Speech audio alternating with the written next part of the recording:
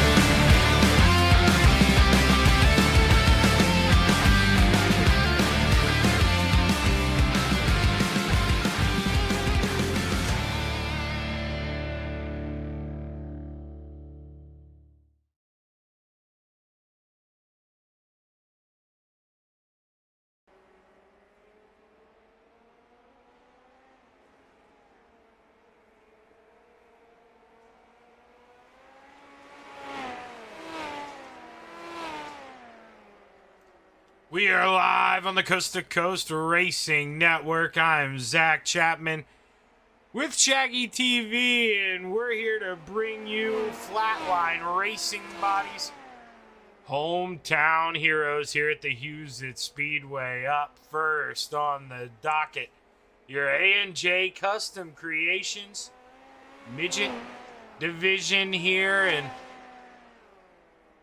Blake Chapman has been the absolute talk of the town here in this class. Of course, I don't know if we're going to be able to get a good... There we go. That 20 machine. Blake Chapman, big lead last week, got involved with a lap car, lost that lead, and the Desert Demon Terry Landis brought it home. But if not for a mistake, Blake Chapman has been in his own world in these things, ripping around the bottom here on Wednesday nights. I only highlight that because there is a man here who may be able to try and replicate this. The Ant-Man in the 32. Anthony Morano. He can run that bottom. We're going to see him practice it a little bit now. I'll tell you, he's going to need to do it a little better than that, and that's no shot at Anthony because Anthony does it 10 times better than I could do it. But with the way we've seen Blake woe that thing down and rip around the inside, that is where you're going to want to be, barring some unforeseen track conditions. But Terry Landis, we talked about it, went well last week, back in the Jeter scheme again, needs to keep the purple colors flying. He's ripping that outside right now as the Desert Demon. Maybe doesn't want to show his hand, doesn't want to beat up the bottom here early on. I imagine that 161 will go down low when it comes go time. Only a minute or two away here from rolling into qualifying. A pretty good race here. Dino pulling out. Dino doesn't run these midgets a lot. No, well, that's another thing, you know, I didn't highlight here. 22 guys. When's the last time you looked at this thing and we were running 22 cars in the midgets? I can tell you when. It hasn't happened all season. I've been here. Awesome. Getting some boys to come out and play here tonight. And, you know, Steven Spees isn't out here. None of the Gambler teammates are out here of mine. So we could get this thing up a little bit. Gotta get on those boys. So let's get a B main rolling in this thing here before the season rolls out. Let's plop that down off our screen. Let's see who pulls out first on the racetrack. And actually, well, Dino gets off pulls on pit road, but not the first person to get off. Should have known. No, it's not Brandon Templeton. We saw Brian Moore Sr. He was ahead. Brian Moore Sr. missed it Wednesday night. One of the first people I've ever seen to beat Brandon Templeton off pit road. As he rolls around here through 3 and 4 on the opening lap. What are we going to see here? Purple taken away there by Brandon Templeton. B-Temp at the top of the charts in the 31. Brandon's been really quick here. Look at him rip the inside. Loses the rear end coming off a 4, though, and all that speed. Bye-bye. As the 5-8 team drives on by. Quick time. Oh, man, but the mayor, Steve Bixler, sitting up top on the charts right now, able to outdo Blake Chapman, but Blake Chapman comes around, and he answers with a right hook of his own. The 20 of Blake Chapman, looking to sell some popcorn later. Currently, your quick time. 21 drivers have put in a time. Putt. Clay Christopherson has not put in a time. Not sure if he maybe just registered for the session. Maybe backed out. Isn't going to qualify. We'll see what happens with the 051. And, well, he's going to pull out now. I think he's going to run out of time, though. We'll have to see. He's going to have to go if he wants to get this qualifying effort in. Only 2 minutes. And if we see him disappear, that will be the problem. Just running out of time. And there he goes. Putt. Able to get into the first lap, but not able to put a time in. And just like that, qualifying is over, and we're ready to go into heat race number 1. You saw him there, not getting that qualifying lap to count. So the 051 of Clay Christopherson rounds out your field on the outside of row number 4. And to his inside, the 7 of Bob DeGood. The Brewerton Beast, Jeff Barker, lines up on the outside of row number 3. And to his inside, Joe Mossow. Row number 2 to the outside, the 20 of Blake Chapman. And to his inside, $100,000, Joseph Grandy. Row number 1 for heat race number 1 on the outside, the 32 of the Ant-Man, Anthony Morano. And starting on the pole, the 44 of Jacob Mossow. We get ready here, heat race number 1 set to go off. The green flag is high. It's ready to fly. Heat race number 1 underway. Let's go play.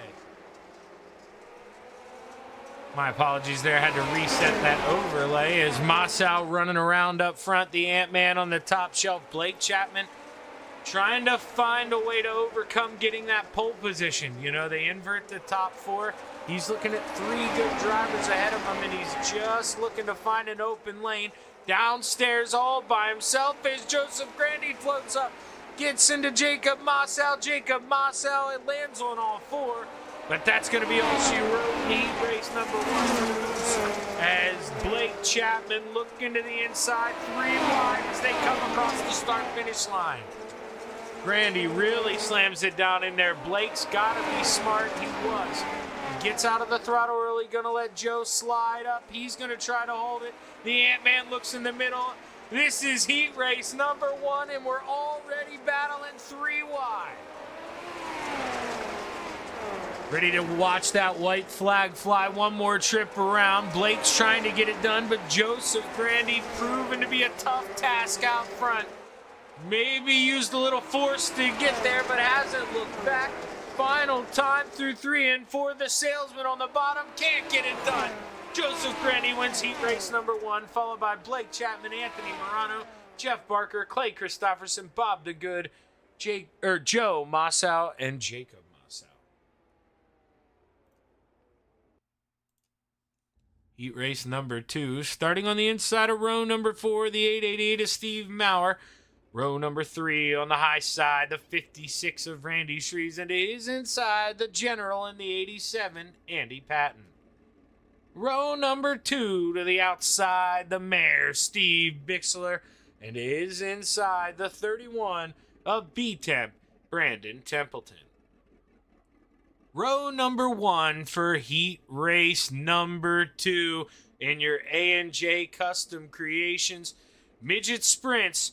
On the outside, the 055 of Brian Moore Sr. And to his inside, the 89, Mason hit him with the hind.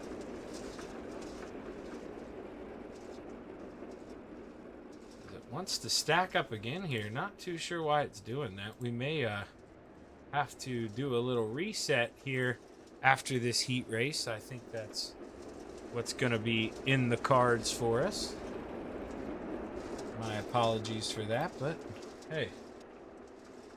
I am not a tech guy. As the green flag is high, it's ready to fly. Mason drops the hammer, and heat race number 2 is underway. 3 wide, B-Temp downstairs looking to take the early lead. Can he get it done in 3 and 4 as the 2 battle hard behind? Brian Moore with a big run off the top shelf. Not gonna go away that easy, he says. He's coming back, and the 055 takes the lead here on lap number 2.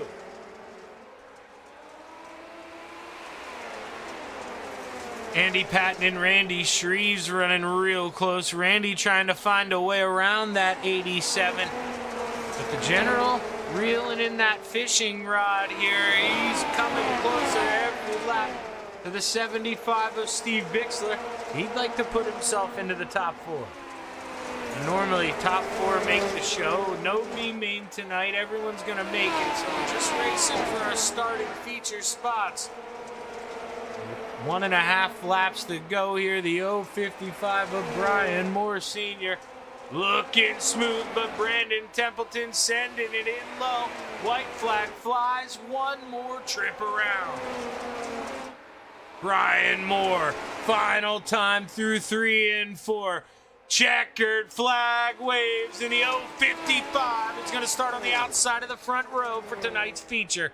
Brandon Templeton 2nd, Mason Hine 3rd, Andy Patton 4th, Randy Shreves 5th, Steve Maurer 6th, and the mayor, Steve Bixler, with some trouble coming in at the tail end of the field.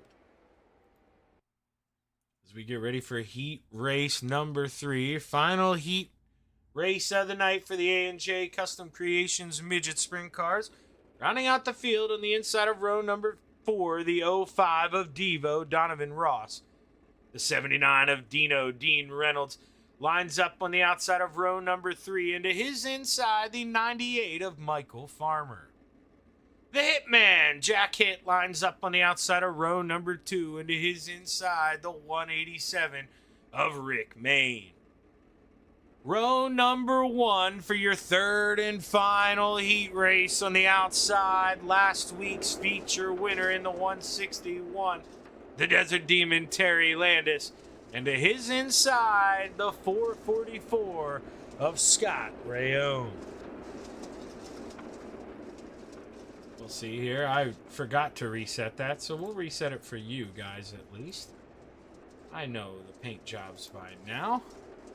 We roll into 3 and 4 here for the final time. The Steve King Foundation Pace Truck is gone. The green flag is high. It's ready to fly. 6 laps to play. Heat race number 3 underway. Early contact between Dean Reynolds and I believe that was Terry Landis out making the move here for the lead. It was close contact as Rick Mayne gets into the outside wall going down the front stretch. That allows Terry Landis to come back with a big run. Jack Hitt looking for P2. The Desert Demon hooks that inside, but looky who Rick Mayne counters back side by side. 3 wide coming out of 2. Rick Mayne looking to take advantage of all that grip downstairs in the middle of the corner, but Terry won't let him float on exit, and he takes the lead here at the halfway point. 3 laps left to play. Michael Farmer, he got up on the top shelf there, and I guess that wasn't Dino, that was Mike Farmer. I'm used to Dino running those black cars, so that was Farmer with the early contact there on lap number 1. Dino in the red and white Toyota as Terry Landis, white flag in the air, one more time around for the Desert Demon. Hooking up the whole time, smooth as silk, down low, little bit of throttle, checkered flag waves, and the Desert Demon takes home heat race number 3, followed by Jack Hitt, Rick Mayne, Dean Reynolds, Scott Rayo, Michael Farmer, and Donovan Ross. We're going to take a quick break here on the Coast to Coast Racing Network, and we'll be right back with your A&J Custom Creations Midget feature. Stick around.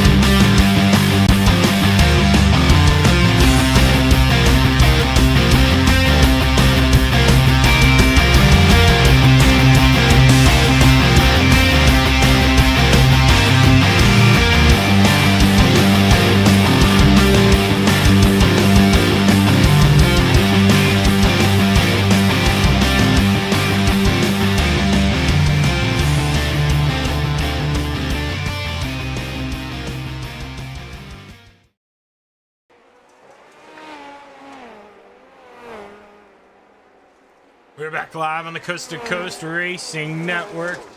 About ready to get set with your A&J Custom Creations Midget feature, but you saw a little bit there. The Coast to Coast Racing League and Extreme eSpeed TV proudly present the 2nd annual Coast to Coast Speed Week, with all proceeds benefiting the Steve King Foundation. Join us for an adrenaline-fueled journey. 2 tracks, 10 cars, 10 races, $500 in payouts, along with door prizes. Sunday, February 16th to Thursday, February 20th. Go to c2crl.com to register.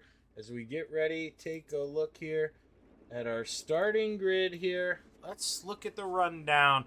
Starting on the outside of row number 11 in the 44, Jacob Mossow into his inside, Devo Donovan Ross. Outside of row number 10, the mare Steve Bixler into his inside, the 19 of Joe Mossow. Number 98 of Michael Farmer lines up on the outside of row number 9 into his inside, the 888 machine of Steve Maurer. Bob DeGood takes the 7 and lines up on the outside of the 444 of Scott Rayome, their row number 8. And just up the road on the outside of row number 7, the 56 of Randy Shreves into his inside, putt-putt, Clay Christopherson. Dino takes the 79 and lines up on the outside of row number 6, and to his inside, the 87 of the General Andy Patton.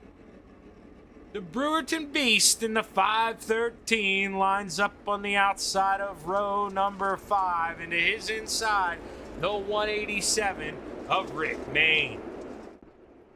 Row number 4 to the high side in the 89. Mason hit him with the hind.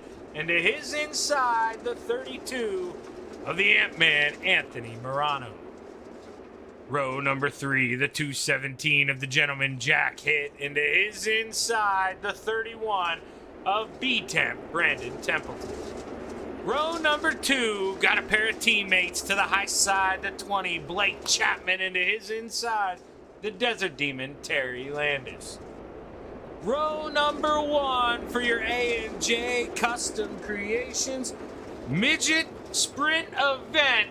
To the outside, the 055 of Brian Moore Sr.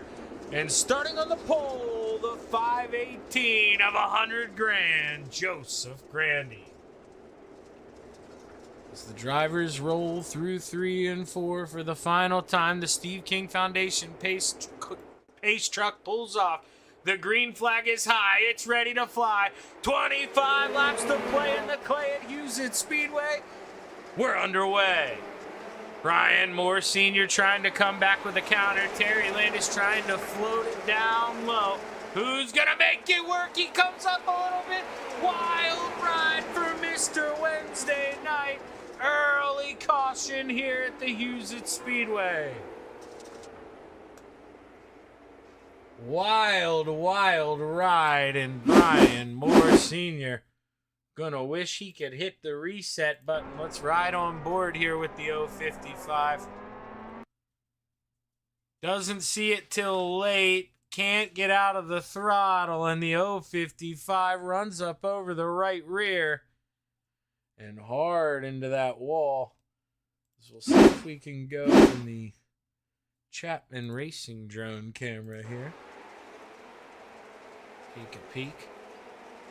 I mean, you know, he's got it. It's a late slider, but he's clear, and it's one of them, you know, it's easy for me to sit up here and say it, but you back out of that throttle, you live to race another lap, and, you know, maybe the 055 can finish in the top 5 here tonight, but, man, it is going to be an uphill climb. Is on pit road early.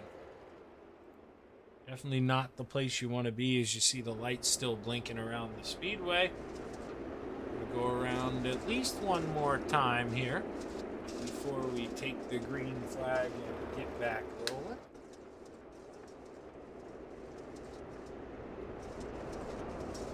Joseph Grandy on the high side, the Desert Demon to the inside.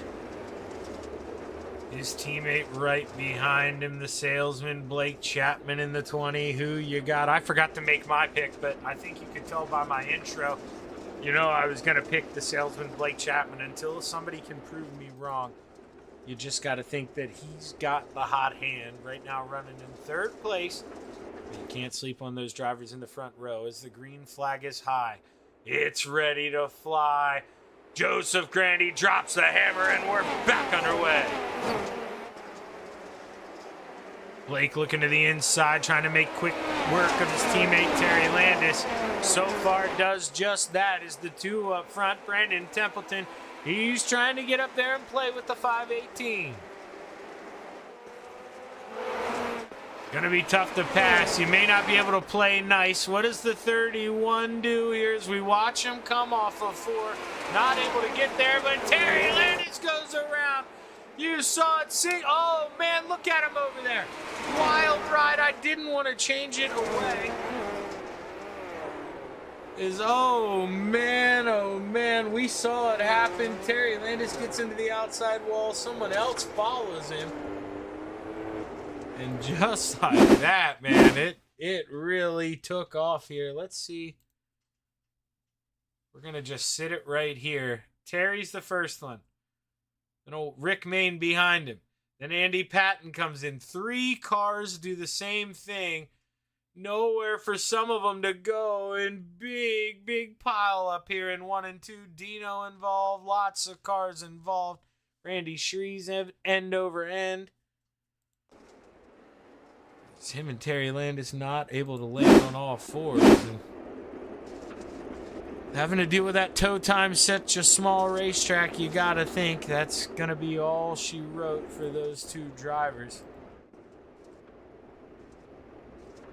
Plenty of time here if they could get out of the pits and stay on the lead lap, but that's the problem. With the tow time, it's not. You almost need another caution right away if you want to stay on that lead lap. So, gonna need some help here.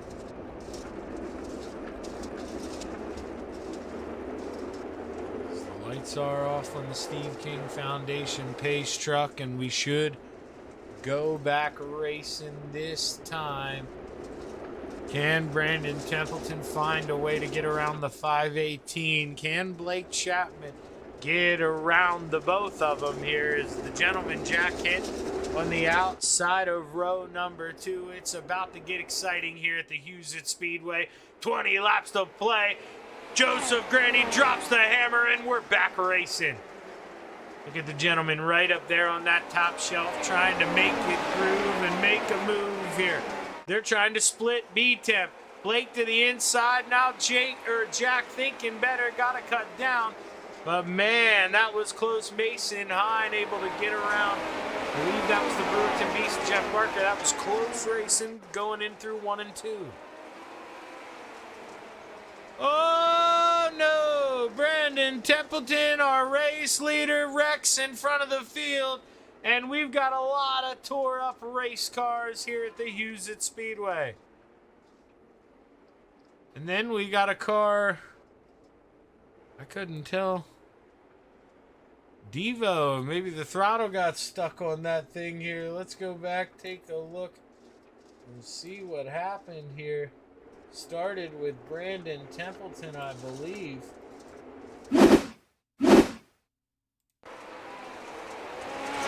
Blake Chapman, side by side. Blake keeping it on the bottom. There's going to be no contact. B-Temp does this by himself. Gets the right rear in the outside wall. Loops it around. We got the 75 of Steve Bixler. He's also on the inside. The 444, Scott Rayom, nowhere to go. He slaps in. Devo, he's bouncing off the wall already. He gets into it. And let's watch Devo from here. I think he keeps this thing pinned. Yeah, he kept that thing pinned, I think, and well, yeah, no big deal. I mean, you're already wrecking, probably not a lot of damage done, but I mean, kept it pinned, able to do a backflip. Keep it going. Let's watch that one more time. Let's watch the whole thing from Devo here.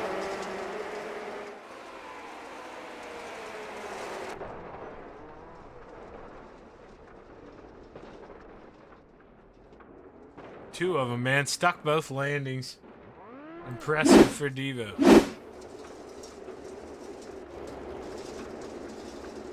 I believe the Steve King Foundation pace truck is off. The green flag is high. It's ready to fly. 17 laps to go here at the Huset Speedway in a caution-filled midget sprint race.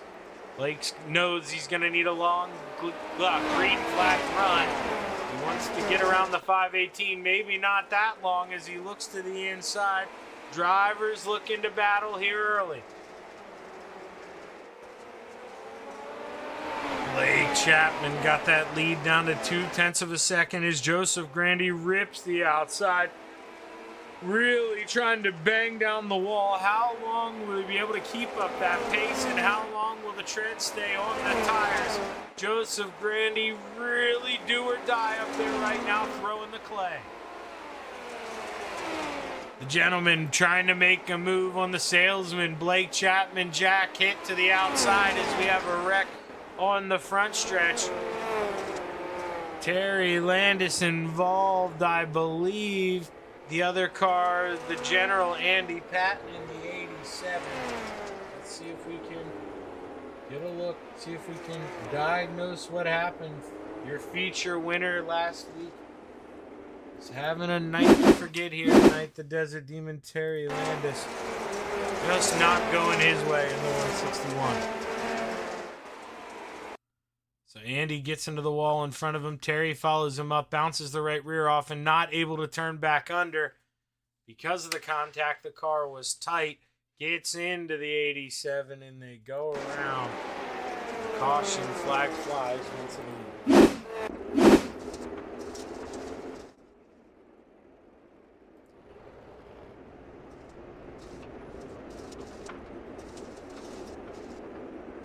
A lot of racing still yet to come here on the Coast to Coast Racing Network this evening.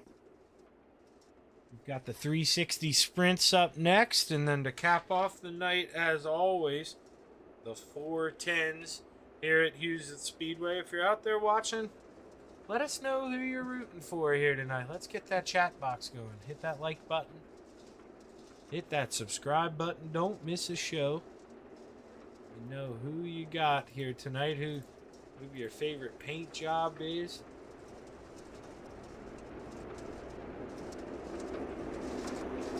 There's Joseph Grandy. Not yet at the halfway point, looking to drop that hammer one more time. 13 laps to go as Joseph Grandy leads the field into turn number 1. Clay Christopherson making his way up through the field. He started 13th, up to 5th, looking for 4th. Can putt, do exactly that. Putt his way around the basement to the front. Got a tough task, that 89 of Mason Hine, looking pretty good right now in that middle groove. They need to make a mistake in order to allow that 051 to go on by. As the laps click down, the race starts to rage up front. Jack hit, looking for P2 as the caution flag flies. One more time. Couldn't tell who was the culprit of that one. Maybe possibly Rick Main, I'm seeing. If he did a 360 and kept going, or if he ballparked it out. Let's take a look here at this white machine. That's exactly what he did, 360. He decides enough's... Oh, never mind. Just lagged there for a second. Hits the brakes, comes back. Both drivers roll on, but the 888 is Steve Maurer and Rick Main. Your two cars involved.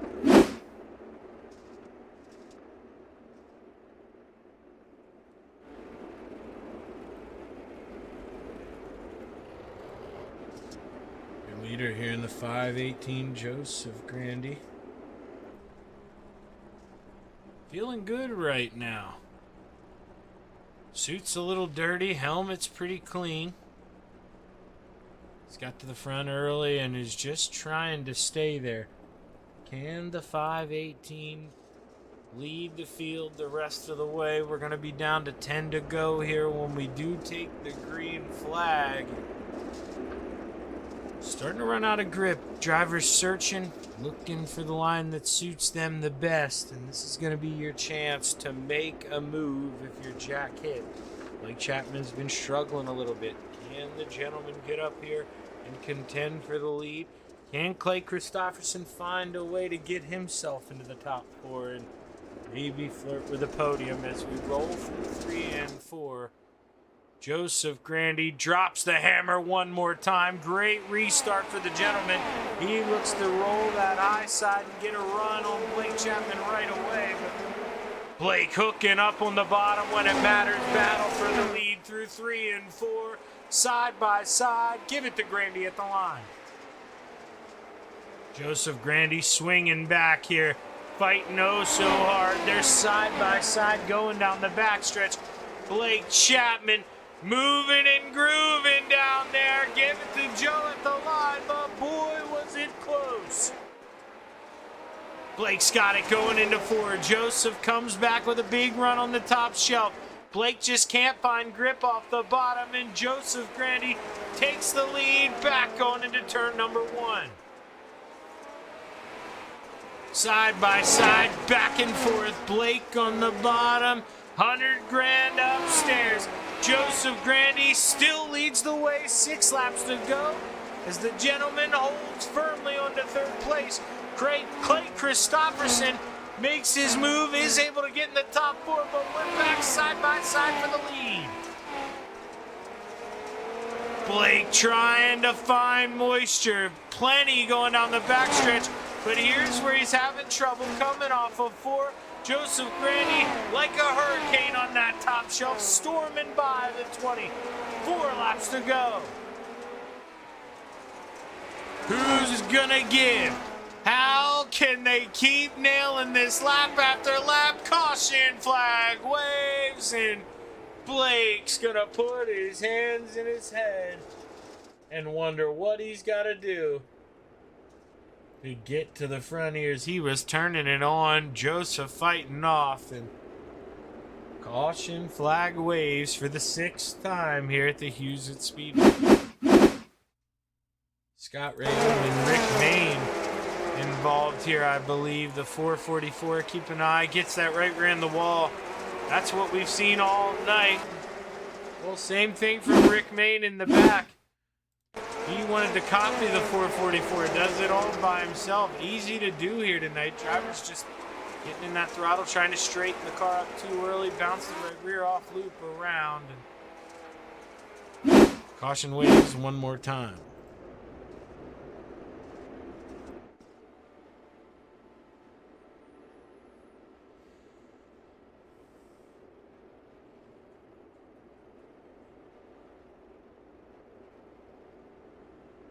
Down the front stretch here, we'll see the Steve King Foundation pace truck lights come off. We're gonna have a 3-lap shootout here to the finish, possibly a green-white checkered. As I'm gonna mute myself, I'm gonna sneeze.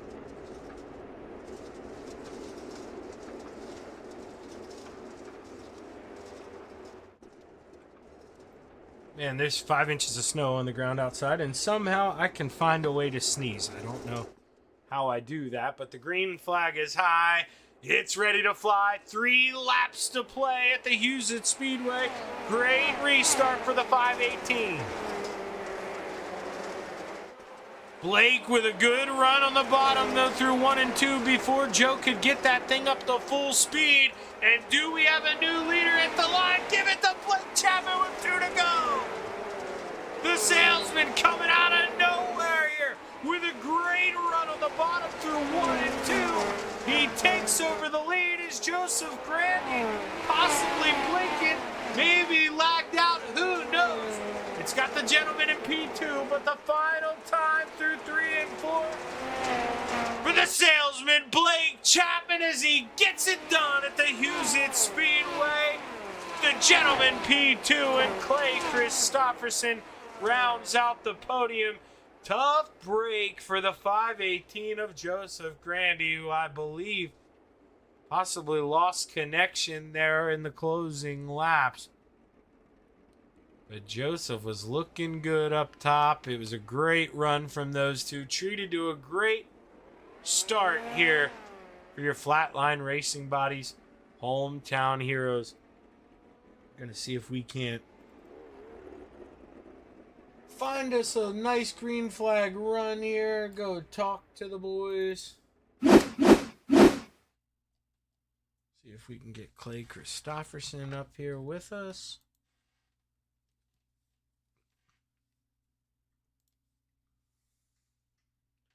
Shouldn't be too long getting up here. He's no stranger to getting interviewed by me, that's for sure. He's got 2 of the 3 just waiting on putt-putt. He's just calmly getting his way into the room here.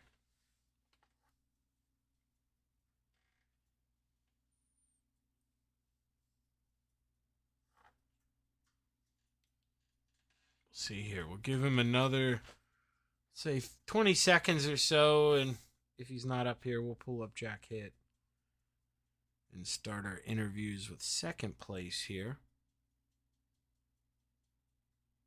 which may be what we end up doing as I try to stall a little longer for Clay. And I know as soon as I pull Jack up here, he's going to show up. But, hey, that's a game we're going to have to play. No Clay yet. So we'll pull up the gentleman here, swap cameras. Jack, Shaggy up in the booth, man. You got a copy?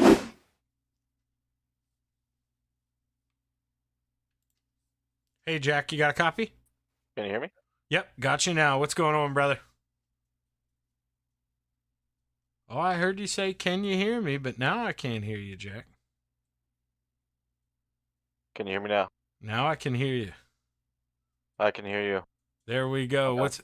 So how you feeling tonight, Jack? It seemed like you had a quick race car, but in the later stages, it just kind of didn't go your way. And the 518 and Blake just seemed like they had a little more left out front.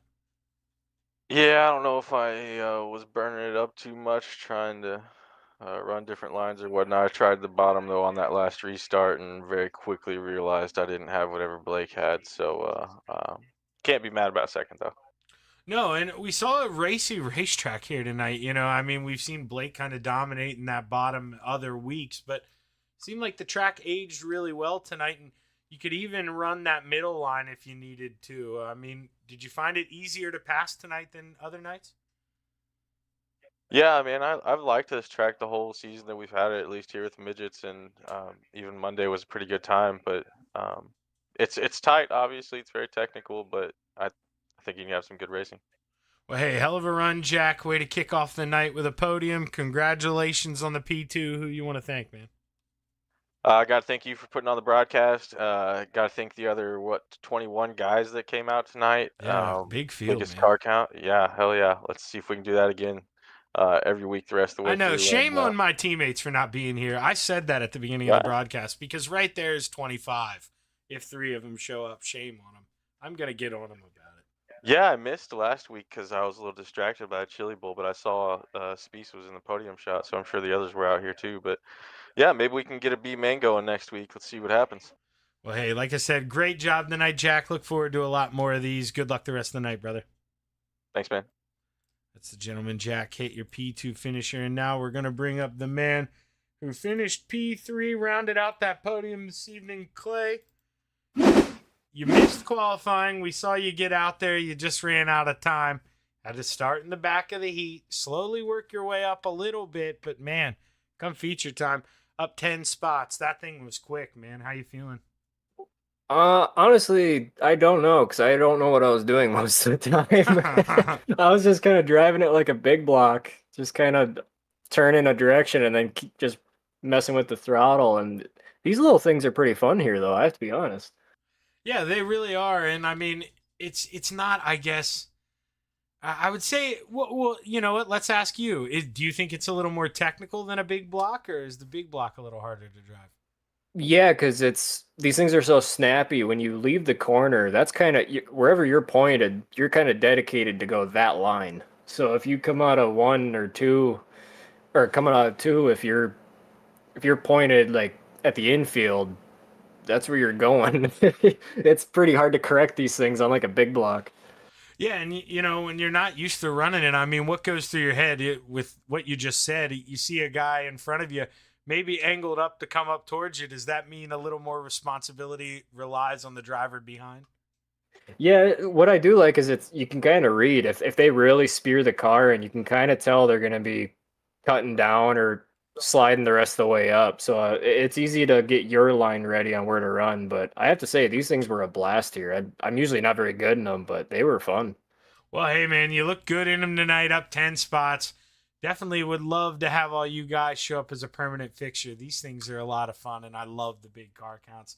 You put on a good show, and I'm telling you, the cautions will smooth out. People just got to get used to it because it's a small track. Yeah, not much room to drive up the track. No, and that's what I was going to say, Clay, for real. When you go back, if you would watch this, I think only one caution was because of guys getting into each other. It was single car incidents, a guy bouncing the right rear off the wall, just trying to push it too hard. So it definitely is a good racetrack, and it promotes a lot of good racing. But congratulations on the P3, man. Who you want to thank?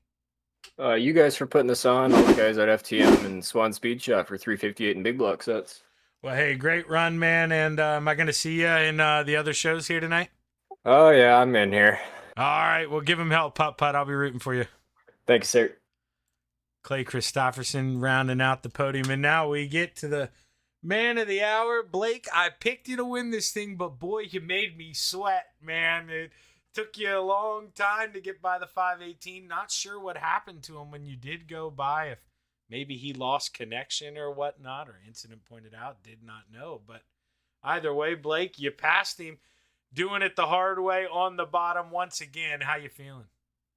Yeah, it feels pretty good. A little disappointing that Grandy, something happened to him there. I think he must have lost connection. I think that was setting up to be a pretty good finish. But yeah, most of that race I was running the bottom there, and they were just killing me coming out of 4. I couldn't get anything going, so I moved up for a little bit, and I just wasn't very quick up there, so I decided to move back down. And I think Jack was a little bit quicker than I was when I moved up there, so I was hoping that he'd go around me. They'd start fighting each other a little bit for that top spot, but I was able to find the grip downstairs, and it was really tough to do if I didn't get the right corner entry, especially into 1, then it'd screw up my whole corner. But if I hit it right, I could get on the gas pretty much throughout the whole corner, and that's really what propelled me to the win here.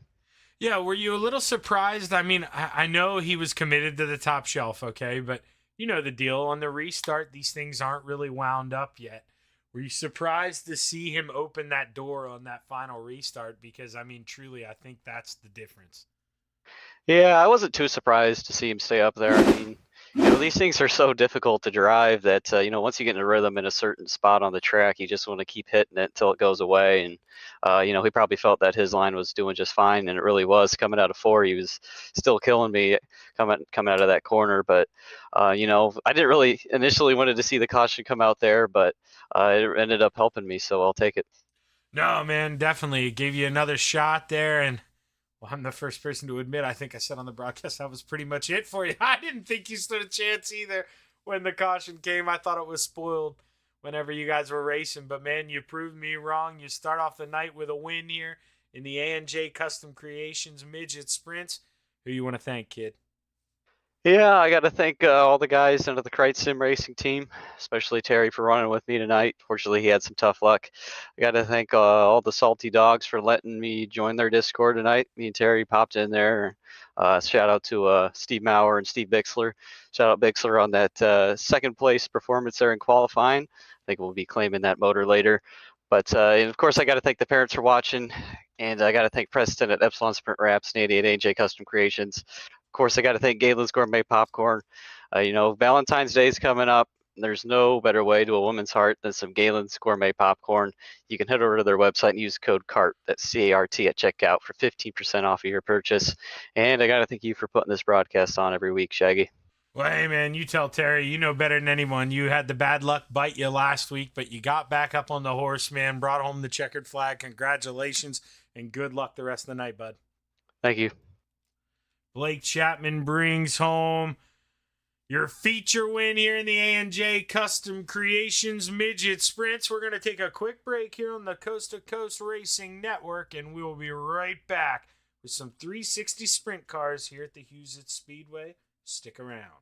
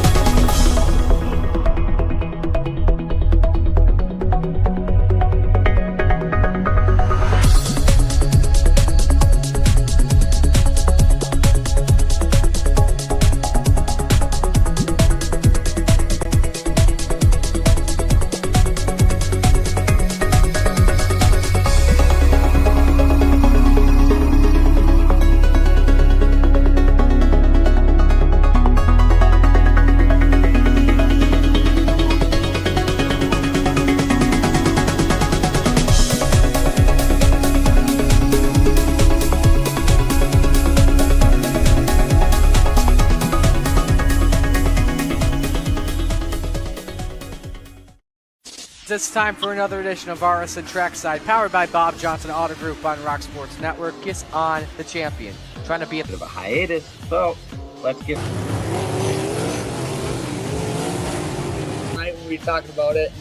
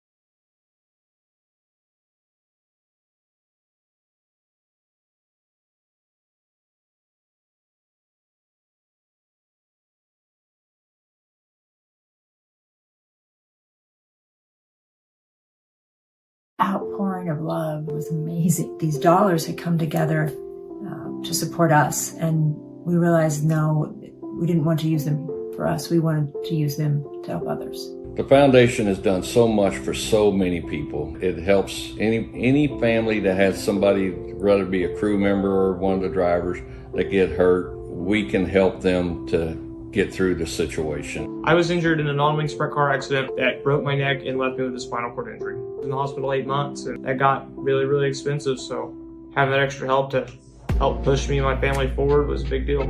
I was involved in a pretty gnarly sprint car crash. Found out my brain was swelling and bleeding. Pelvic bone was broken. I had 2 cracked vertebrae on my back, and I was in the ICU a little over a week. The Steve King Foundation reached out to my parents. We received a donation from them. Immediately they started me on what's called neurofeedback, and insurance did not cover the neurofeedback appointments. So we received another donation from the Steve King Foundation. It really helped a lot, and I just want to say thank you. Thank you from the bottom of my heart to the Steve King Foundation for everything that they have done for me.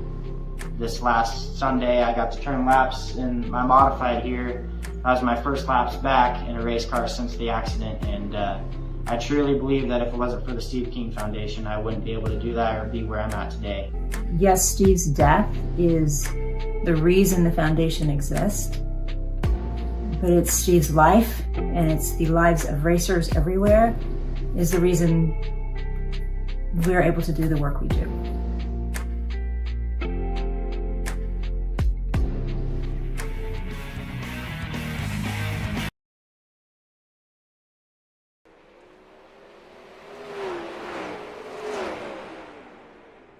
We are back live on the Coast2Coast Racing Network for part 2 of your Flatline Racing Bodies Hometown Heroes Wednesday nights. And this race is the 360s as well as the 410s, both brought to you by Flatline Racing Bodies. Pivotal sponsor in the Coast2Coast Racing League, have been around for a long time and absolutely appreciate the support that they give, and helps us get to show you guys all this good racing out here. And 71 of John Hine trying to find a way around the Bassman Roger Craig here as they run around and warm up. Gets into that front stretch wall. And Roger race side by side Now, we call Roger the Bass Man, but the professor there in the 71, you see Bass Pro in the car. The teammate works for Bass Pro, so we got the Bass Man versus the Bass Worker.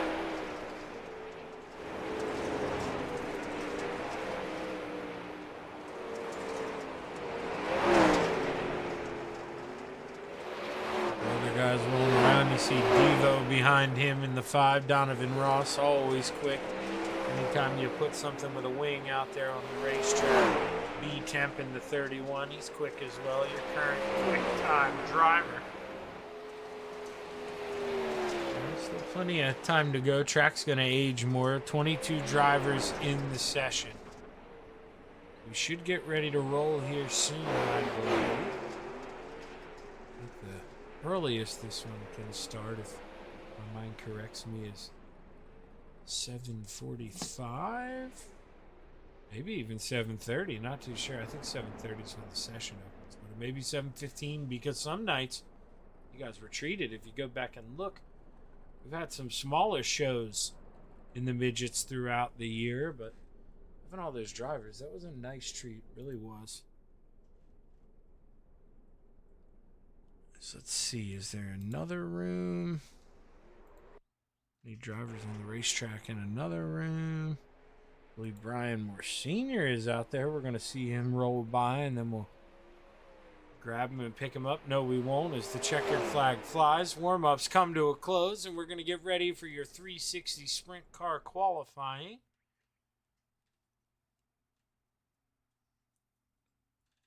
Have to see who pulls out on the racetrack first.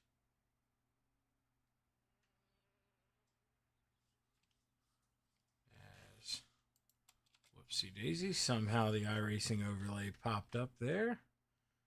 My apologies. He normally wins the race off. Didn't in the midgets, let it be known. The first time that I've seen. Oh no, does win the race off pit road. This time gets into the outside wall. Lap number 1's going to be gone. Let's stick around with the 31 here, lap number 2. Going to have to be perfect this time. Can't get into the outside wall. Only going to get one shot. Through 3 and 4 for the final time. B-Temp gets oh so close to that wall. Where's he going to time in? B-Temp P2 for now. But plenty of drivers still to qualify. Whoa! And Dino was one of them. He may have went for a wild ride after lap number 2. Just decided to scrap it. As Blake Chapman, lap number 1, takes the pole here at Hughes. Couple drivers still left to play, but look at that time difference. 0.2 of a second. Let's just show you. 11.57 to 11.8. I mean, Blake Chapman, he's not from this planet. Whenever we're at Houston Speedway, we may have to start calling him the alien on Wednesday nights here, because it is just, it is unbelievable. I would not be shocked if when the government admits to there being UFOs, we find out Blake Chapman was one of the ones they experimented on here, because you put him in a wing sprint car, he's just unbelievably fast, especially here at Hughes. We saw him get it done in the midgets, and you thought, man, that's impressive. But look at this here in qualifying. The only thing that he's really going to have to overcome here is this not even awful starting spot here in heat race number 1, but let's take a look at that starting grid. On the outside of row number 4, the 05 of Devo, Donovan Ross, and to his inside, the 789 of Cale Bixler. Row number 3 to the outside, the librarian in the 41, Pat Boyce, and to his inside, the Brewerton Beast, Jeff Barker. Row number 2 to the outside in the 20, the salesman, and to his inside, the 187 of Rick Main. Starting on the outside of the front row for heat race number 1 in the 79, Dean Reynolds, and to his inside, the 89 of Mason hit him with the hind.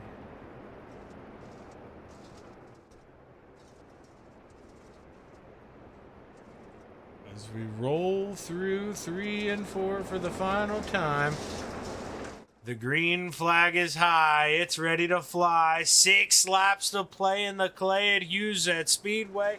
Heat race number 1 is underway. Dino trying to rip it on the outside right away, but he's going to see the tail tank of the 89, and Dino's got to live to fight another day as they're 3 wide on the inside. Rick Meade, he wasn't backing out of that. He stuck it in there, and he's ready to go to the front. Dino's trying to weather the storm, though. Beat down the outside wall. Can he power on by? Man, too close to call at the line, but give it to the 187 going down the backstretch. Rick Meade really letting it go here early. But man, as soon as I say that, Dino storms back. 3 and 4, you want to be on the top shelf. It's a case of what we saw there in the midgets. Dino with a big run on that top shelf. He takes the lead back at the line. Popsicle sticks in the air, 2 laps to go. Rick on the bottom. Who's going to take it at the line as the white flag flies? Man, oh man, give it to Dean Reynolds. Dean is fighting hard. Going down the backstretch. They're even as they go into 3 and 4. The checkered flag's in the air. Give it to Dean Reynolds.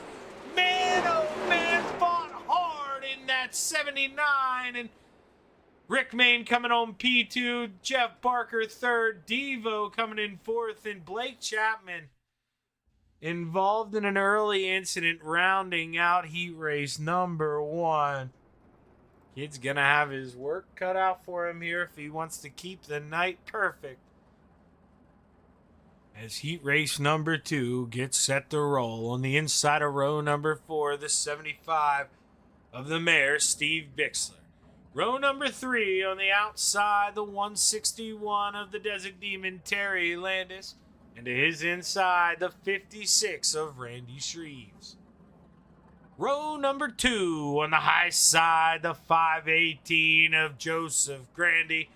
And to his inside, the 31 of B-Temp, Brandon Templeton.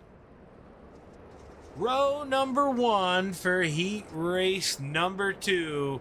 On the outside, the 19 of Joe Massau. And to his inside, the 87 of the General, Andy Patton. Man, I love to be enthusiastic, but boy, oh boy, Shaggy's voice may be paying for it here. We may have to take it easy. In heat race number 3, after this one, as the green flag's high, it's ready to fly. Heat race number 2, underway. The General Andy Patton with a great jump on the bottom in that 87, and me with a terrible camera switch as Andy takes the lead into 3 and 4. Brandon Templeton runs up over the hill. He holds on, but they're 3 wide behind the Desert Demon, trying to milk that bottom. But man, they are battling all over the racetrack. 2 by 2 by 2 here at the Hughes Speedway. Mossau trying to do his Dean Reynolds impression. Pounding down that outside, looking for a run here on the top shelf. And $100,000, he's ready to burn the place down. He gets pushed up the hill a little bit, almost 3 wide. Mossau does the smart thing, checks up, and I'll tell you what. Move of the race there for that 19, because he could have wadded that thing up. Smart move for Joe. Lived to race another day. And now $100,000 can rip down the wall. See if he can drive around the General. New leader, white flag flies. We go down the backstretch for the final time. Can Joseph Grandy hold on? He rips the outside. No problem. Checkered flag waves. Joseph Grandy wins heat race number 2. Followed by Brandon Templeton, Andy Patton, Joe Massau, Randy Shreves, Terry Landis, and Steve Bixler. As we take a look at our 3rd and final heat race for the 360 sprints here, presented by Flatline Racing Bodies. Rounding out the field in the 747, the Bassman Roger Gregg. Row number 3 on the high side, the 94 of Gary Offit. And to his inside, In the 71, the Professor, John Hine. Row number 2 on the top shelf, the 051 of Clay Christopherson. And to his inside, Mr. Wednesday Night, Brian Moore Sr. Row number 1 for your third and final heat race to the high side, the 44 of Jacob Mossow. And to his inside, the 7 of Bob DeGood.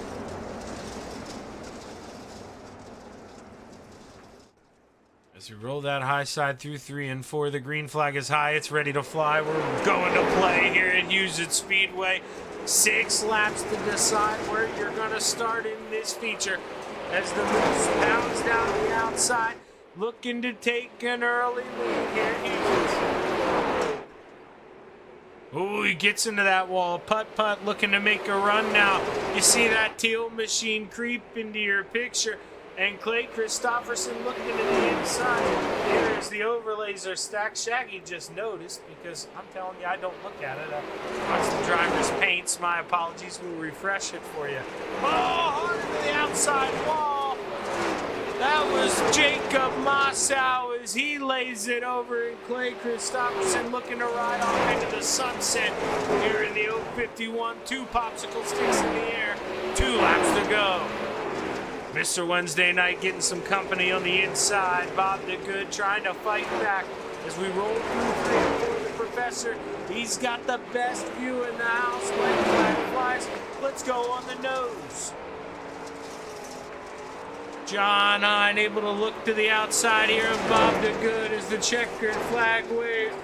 Clay Christopherson takes home heat race number 3, followed by Brian Moore Sr., John Hine, Bob DeGood, Roger Craig, Gary Offit, and Jacob Mossow. We're going to take another quick break here on the Coast2Coast Racing Network, and we'll be right back with your Flatline Racing Bodies 360 Sprints feature. Stick around.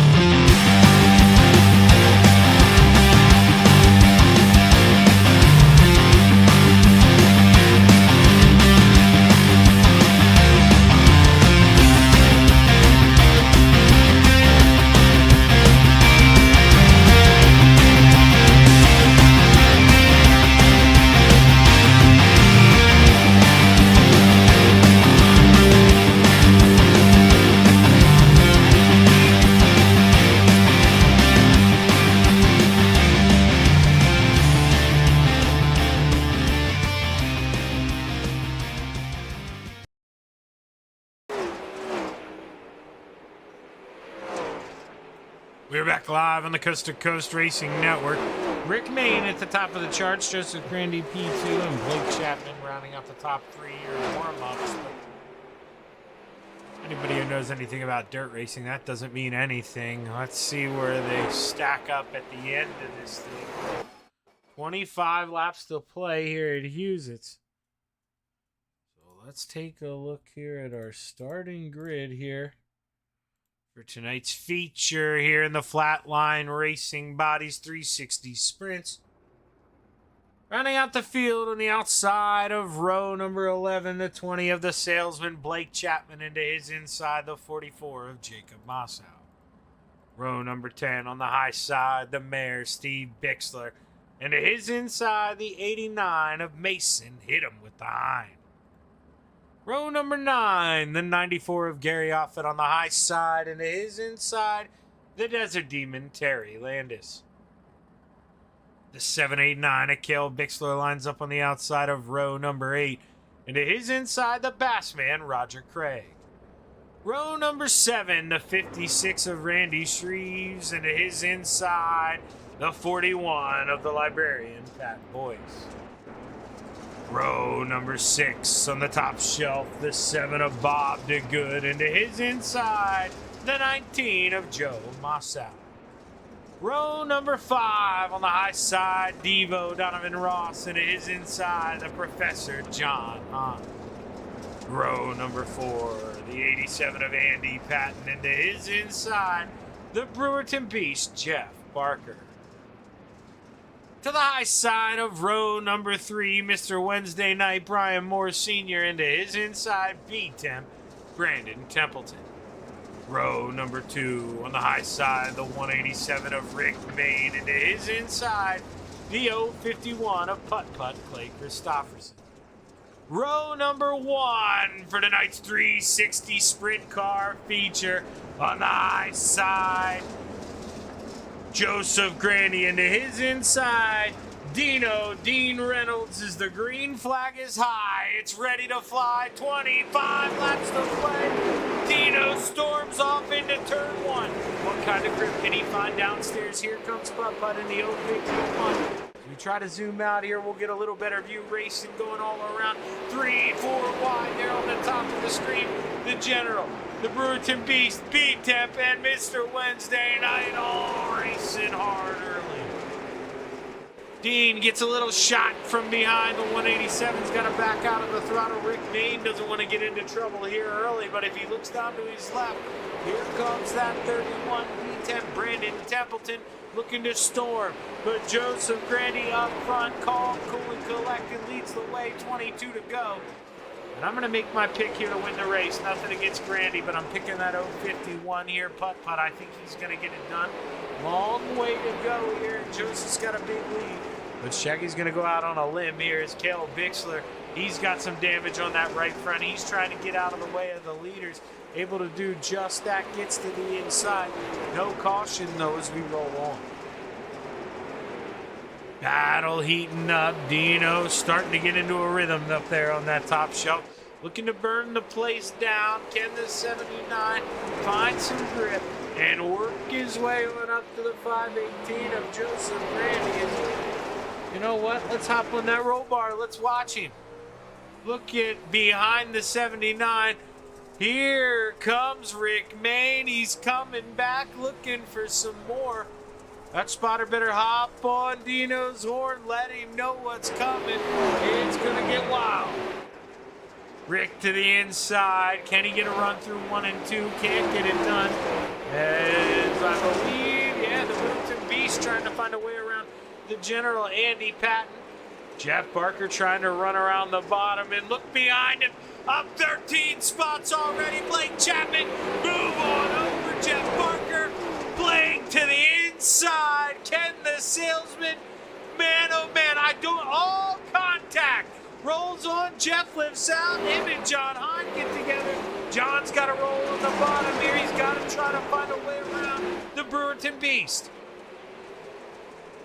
14 laps to go. Is Joseph Grandy feeling comfortable out front? Calm as you know what. There he goes. Here comes Dean as Joe under no pressure whatsoever. No cautions here yet. I don't want to bring any jinxes, but man, oh man. Blake Chapman, boy, does he need one up into the top 5. The salesman's got her hot rod tonight. Can Blake get a little luck here? Can we see a car go around, or are we going to run this thing the whole way through? Putt looks in that rearview mirror. He sees Blake getting closer and closer. He's down there on the bottom, though, not allowing a lane. Blake's going to have to pick and choose when he goes for this move here. He's got to be smart. He's points racing. As Clay misses the bottom on entry, Terry Landis, he's down on the inside. Does he let his teammate go by? He does. He's aware. Blake Chapman, move on up one more. Climb the ladder. P4. Looks to the inside. Rick Mayne about to become the next victim as Blake throttles it up going down the straightaway. Rick tries to turn down. He sees Blake down there, and all of a sudden, move on over. Blake Chapman to the podium.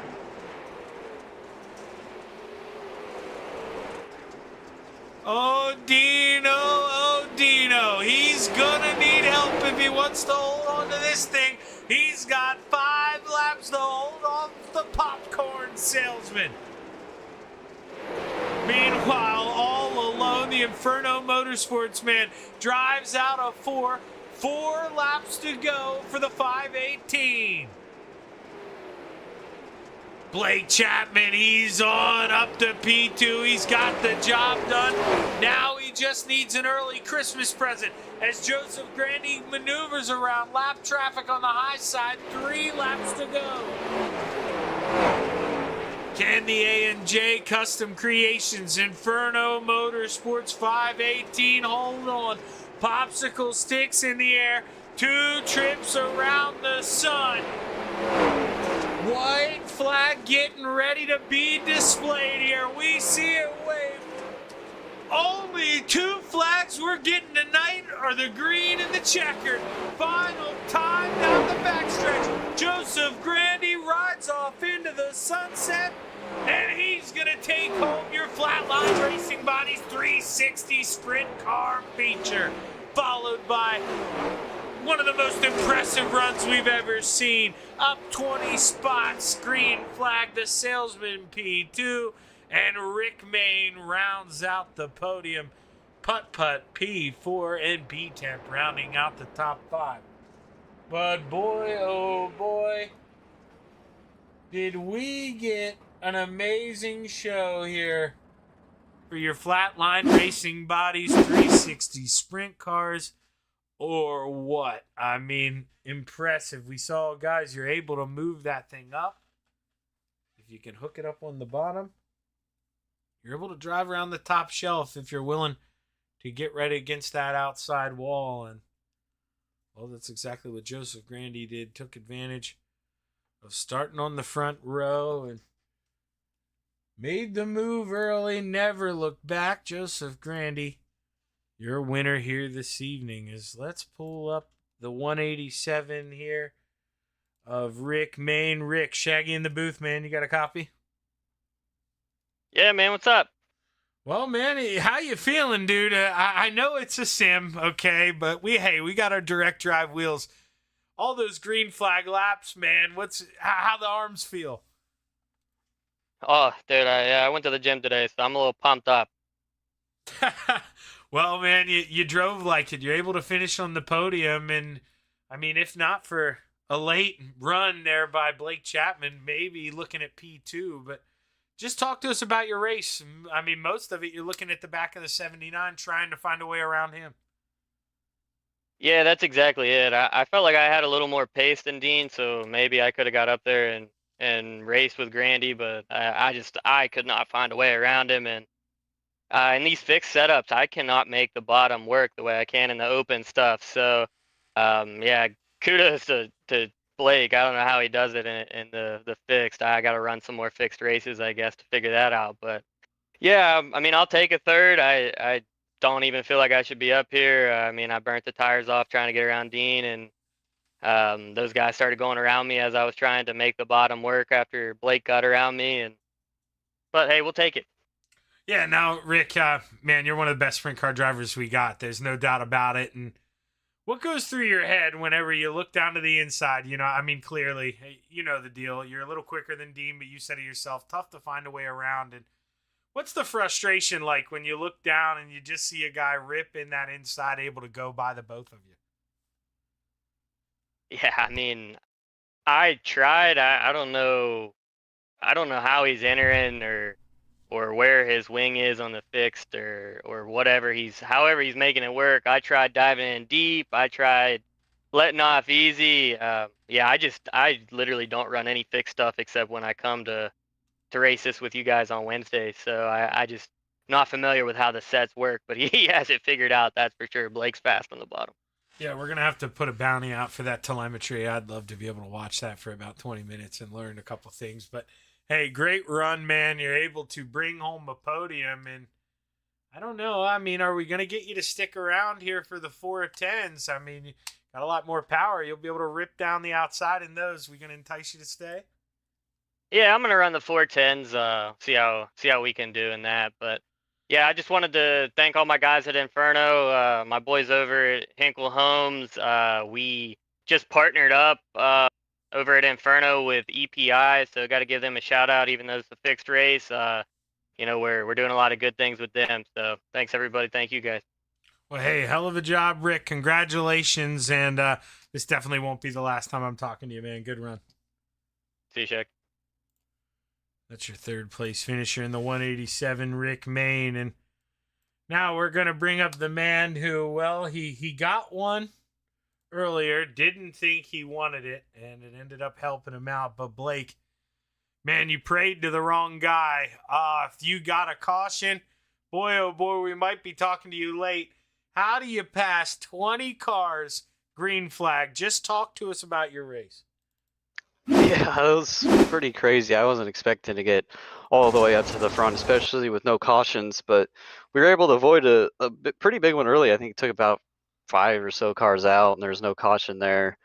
And I went up top just for a lap and didn't really feel very good up there, so I went down low, and no one was really hitting it like I was down low. I mean, I had to slow up just a couple of times for cars momentarily, but they weren't able to hold it down on the bottom like I was. So we were able to just keep it rolling on the bottom, and no one else was down there to really contest with us. So yeah, we were able to pick them off pretty quickly and make our way towards the front. Like you said, would have loved to see the caution come out once we got up to second. Yeah, now obviously, you know, we're points racing with a great run like this. I mean, they start you at the back of the feature. That's got to be that's got to hurt the rest of the field. You know, they put you at the back, you still get up there anyway. And I mean, man, what's it going to take to beat you here, kid? I mean, this is crazy. You know, we've never seen domination at a track like this from someone. And I mean, the fact that I seriously doubt you came in here and put hours and hours on this track. I mean, what is it about the track? What feels so right for you? I don't know. I guess it just kind of fits my driving style. I really love it. You know, it seems like that bottom's always kind of there. You know how much I love to run that bottom, but you know, even when the top does get fast, I can hit it decently well, especially in 3 and 4. So I don't know. I guess I just really like how this track drives, and you know, hopefully here in this next one we don't have our computer freeze on us at the start of the heat. Okay, that's what happened. I was gonna say I was like speechless during that. I was like, I looked and noticed just you were in the back. I didn't even know what to say. I thought maybe you're in a wreck, but damn. Okay, well, we're wishing you the best of luck here. Get that computer issue worked out, and before you freeze up again, man, I know you got some sponsors you want to thank. Great run. Yeah, absolutely. First, I got to thank the parents for watching. Got to thank all the guys down at KSR, especially Terry for running with me tonight. Got to thank the Salty Dogs for letting us join their Discord. Of course, I got to thank Andy at A&J Custom Creations and Preston at Epsilon Sprint Wraps. And of course, I got to thank Galen's Gourmet Popcorn. No matter the event, Galen's Gourmet Popcorn is always so good. You can head over to their website and use code CART, that's C-A-R-T, at checkout for 15% off some of their very delicious popcorn. And I got to thank you for putting this broadcast on. Well, hey, great run, Blake. And, man, hopefully we'll be talking to you after these 410s. Good luck. I hope so. Thank you. Now we're going to bring up your winner here in the 518, Joseph Grandy. Joe, I mean, what? Been a while since you had a run like this. I mean, normally you get out front and, boy, it seems like the drivers behind can't behave. You get a caution that eats into that that huge lead. But, man, what's it feel like? Everything went right tonight. I don't know if that's happened for you yet. It's a rarity, so felt good, and I probably got all my good luck out of me for the next year. Yeah, no kidding, man. I mean, we're watching you right now. You're sparking a little bit going down the backstretch. I mean, even with that lead, dude, you're running hard. And what is it about you, man? I mean, I like to think I'm the same way, but not as good. I mean, how is it? You just can't turn that thing off, man. You always want to go quick. Honestly, I just run my race, and I don't really pay attention to a whole lot. I run the same whether I'm in last or if I'm in first. Well, consistency pays off. And Joe, I mean, you do well in the heat race. You start on the outside of the front row. You take that lead early. You never look back. Congratulations, man. Hell of a run. Who you want to thank? Catalytic Recovery, West End Tone and Repair, A&J Custom Creations, Mad Rabbit, D&T Designs, EPI Industries. Like to thank all the guys at Inferno, my girlfriend Olivia, all the guys at Coast2Coast, and you man for doing broadcast. Well, hey, hell of a run, man. And are we gonna see you in the 410s? Yeah, I'll give it a shot. All righty. Good luck here, Joe. We'll be rooting for you. Thanks. That's Joseph Grandy, your feature winner here at the Huset Speedway in the 360s. We're going to take a short break here on the Coast2Coast Racing Network, and we'll be back with your third and final event of the evening, the 410s at Huset Speedway. Stick around.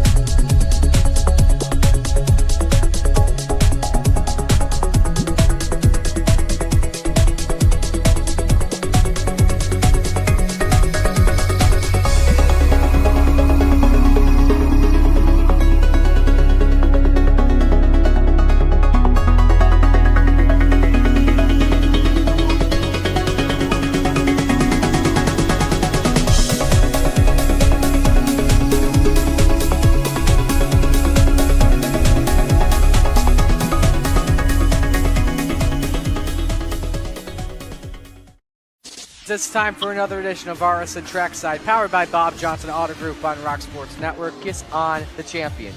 Trying to be a bit of a hiatus, so let's get. Tonight when we talked about it.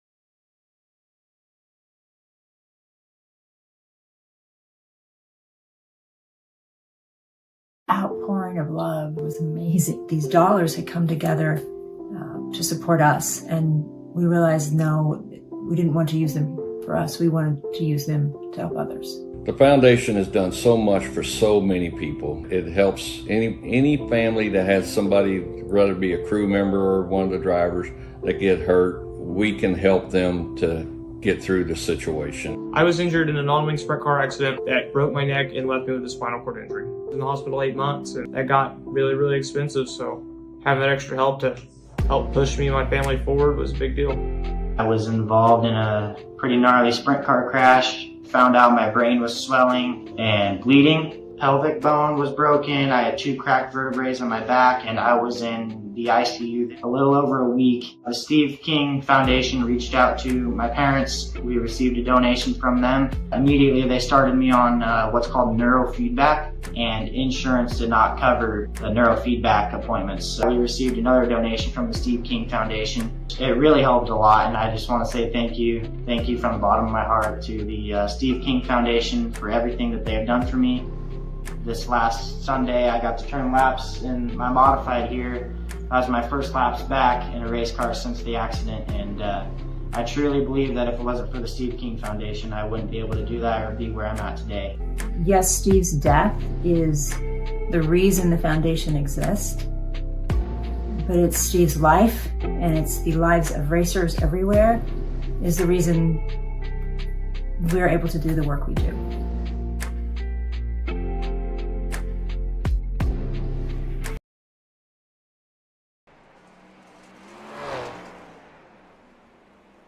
We're back live on the Coast2Coast Racing Network. I'm Zach Chapman with Shaggy TV. We're ready to go racing for the 3rd time here this evening's for your flatline racing bodies. 410 sprint cars here at the Hugheshead Speedway. Randy Shreves currently atop the charts. Brandon Templeton P2 and Brian Moore Sr., Mr. Wednesday Night himself. P3s, you see the Professor, the 71 John Hines sitting on pit road, Dino right behind him in the 79, and I believe that's Bob DeGood ripping around out there. I think Terry Landis may have been in the infield doing some donuts. I missed it. Sorry, Terry. I caught the end of it. As he pulls that Jeter machine into his pit stall, and well, we get ready to go qualifying here at Hugheshead. See if we can get my bar to come up for me. Probably not. And no, Shaggy, it won't. Even when you click that. Alright, well, hey. I'm gonna live. We're gonna watch Terry Landis here run around lap number 1. You pay attention to your screen, you get the qualifying information. Shaggy doesn't. It looks like I can peek over B-Temp. Currently purple, but Terry Landis coming in lap number 1. They're all gonna look up the charts and see the Bass Pro Shop. 71 on the top of the charts for now, but Randy Shreve says, hey, John, it was nice while it lasted, but I'm going to park that 56 up here.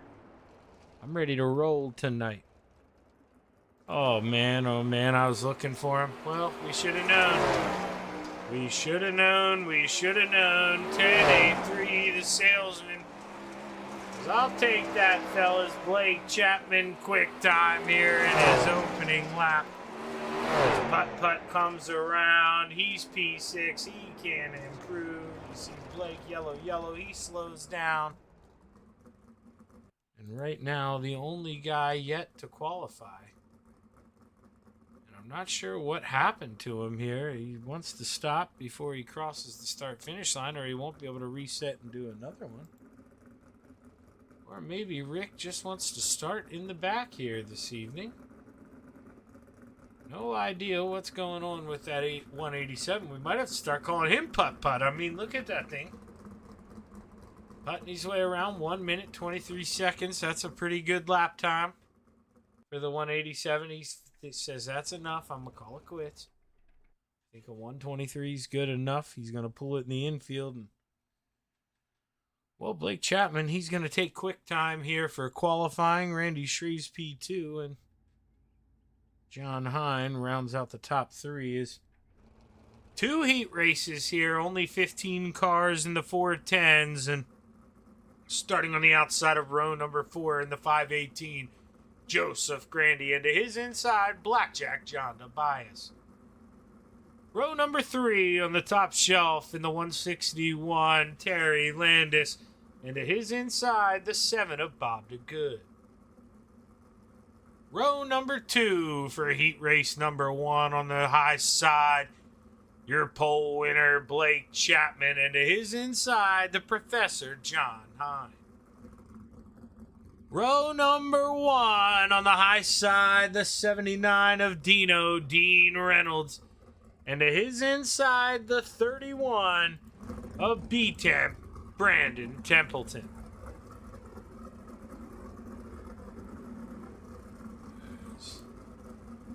The overlay's upset, so we're going to try to fix that for you guys. There we go.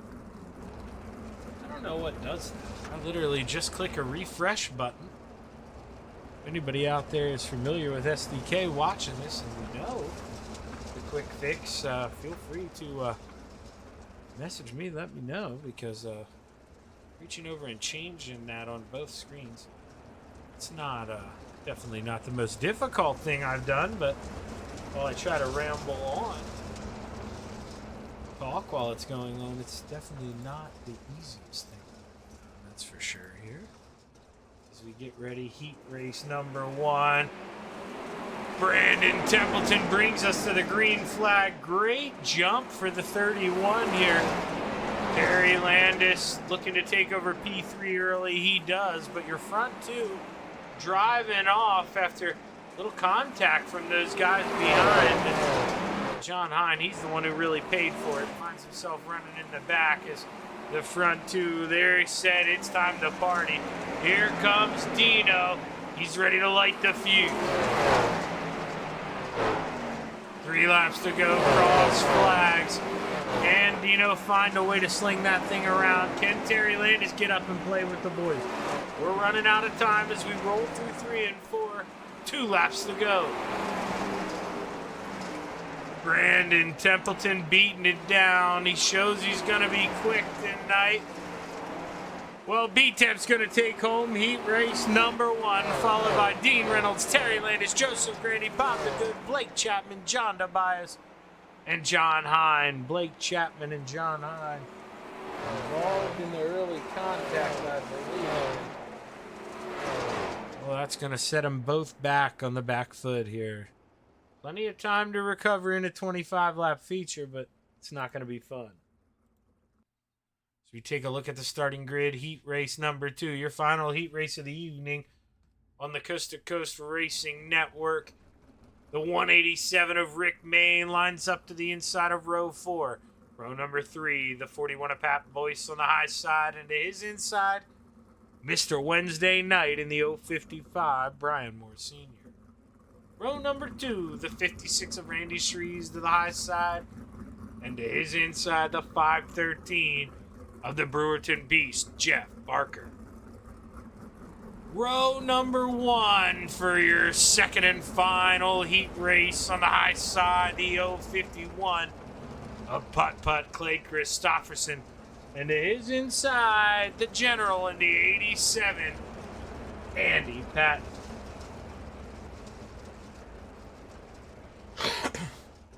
As I am going to try to fix this for good here, because I am sick of having to do that. You're going to see it disappear for a second. And we're hopefully going to see it reappear in a couple seconds as the green flag is high. It's flying. Andy Patton sends us off into 1. Clay Christopherson looking to beat down that top shelf. Here comes the 051 as the battle rages on behind.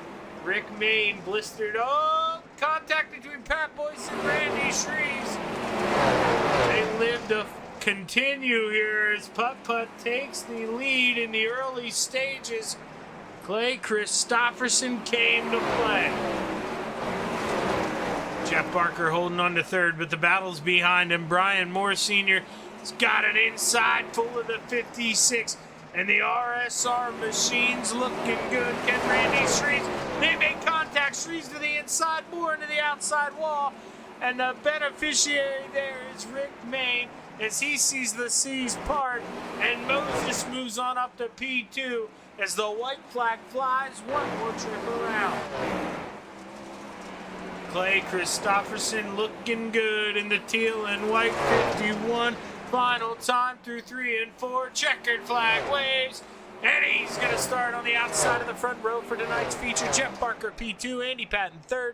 Rick Main, 4th. Pat Boyce, 5th. Randy Shreves, 6th. And Mr. Wednesday Night rounds out the field. We're going to take a quick break here on the Coast to Coast Racing Network, and we'll be back with your final feature of the evening, your Flatline Racing Bodies 410. Stick around.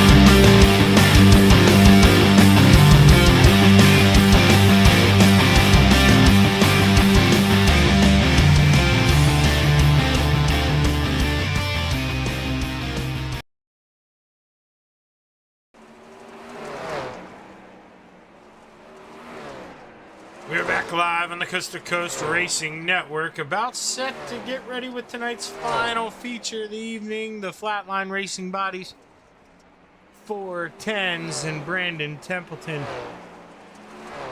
Currently, your quick time is... Wait, no chance. I didn't see... Very weird. I see the... I may have withdrawn. For some reason, the 55 of Steven Spees was showing up in my... on my warm-up list there. That was a little funky, but... Hey, let's check out the starting grid. Rounding out the field, the 71 of the Professor John Hine, and outside of row number 7 of 055 of Brian Moore Sr., and to his inside, the 21 of Blackjack John Tobias. Randy Shreves takes the 56 and lines up on the outside of row number 6, and to his inside, the 7 of Bob DeGood. The Librarian lines up on the outside of row number 5 in the 41. That's Pat Boyce, and to his inside, the Salesman, Blake Chapman. Row number 4 to the high side, the 187 of Rick Main. Into his inside, the 518, 100 grand, Joseph Grandy. The General, Andy Patton, takes the 87 and lines up on the outside of row number 3. Into his inside, the 161 of the Desert Demon, Terry Landis. Row number 2 on the high side, the 513 of the Brewerton Beast, Jeff Barker. Into his inside, the 79 of Dino, Dean Reynolds. Row number 1 for your 410 Flatline Racing Bodies sprint car feature. To the outside is the 051 of Putt Putt, Clay Christopherson. And to his inside, the 31 of B-Temp, Brandon Templeton on the pole. As we roll through 3 and 4, the green flag is high. It's ready to fly. 25 laps to play at the Houston Speedway. Let's go! Brandon Templeton takes advantage of that grip down on the bottom through 1 and 2. Clay Christopherson tries to go back down there through 3 and 4, but B-Temp too tough to tame on the outside, and he leads lap number 1. Joseph Grandy trying to move on up through the field here, but he's got Rick Main to his outside in the 187. He's burning it down, trying to make room here. 3 wide in front of him is the 6th and Blake Chapman. On the move, surprise, surprise, started 9th, up to 6th. Can he get one more as he looks under the 87? Blake on up to the top 5 is Dino, hard into the outside wall. Jeff Barker, oh no, Joseph Grandy. He gets in, nowhere to go. He got funneled up as Dino tries to stay out of the way. But boy, oh boy, first caution of the night here in the sprint car side of things. As you see Dino, Jeff Barker does a good job of going down. Andy Patton and Joseph Grandy try to fit. Dino's up in the wall, just not going to work. Goes around hard into the outside wall. And Brian Morris Sr., he does a good job of getting around. Same with Randy Shrees. Close call for those two drivers.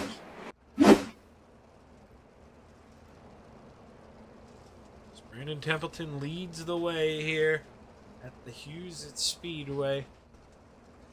Plenty of time for things to change, and maybe the salesman got what he needed earlier. Right now, gets a caution. He's up to 4th.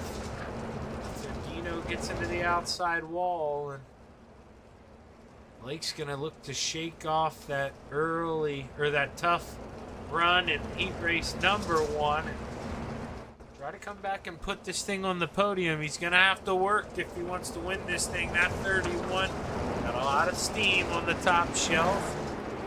And you know, Clay Christopherson, one of the best we've got here in the Coast2Coast Racing League. So you want to win this thing, you're going to have to work for it as we roll down the backstretch. The Steve King Foundation pace truck pulls off. And B-Temp set to drop the hammer upstairs and bring us back to the green flag. 20 laps to go. He loses the right rear. Advantage 51. He takes advantage of B-Temp losing grip. And we got a new leader out front. Can Brandon Templeton find a way back around? Yes, he can. Clay with a little crossover. Can't complete the slider, and here comes the salesman. Terry Landis ready to join the party as well. Oh man, it is going to be a good one here at the Houston Speedway. Battle on up front, Clay. Oh boy, Blake Chapman makes it fit upstairs, but not without a little contact. B-Temp broke in right front. Caution's going to have to wave as there's a parking lot in 1 and 2. Whoa, boy, oh boy. This starts coming out of 4. He gets into the tail tank of the 51, pushes up the racetrack.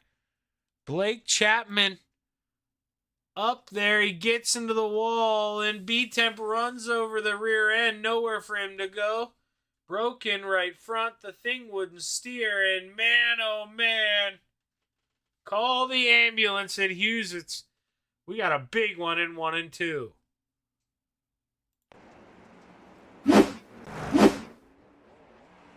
See Templeton able to get a quick repair and get back out there, but still got a lot of ground to make up as the Desert Demon up to P2, Terry Landis.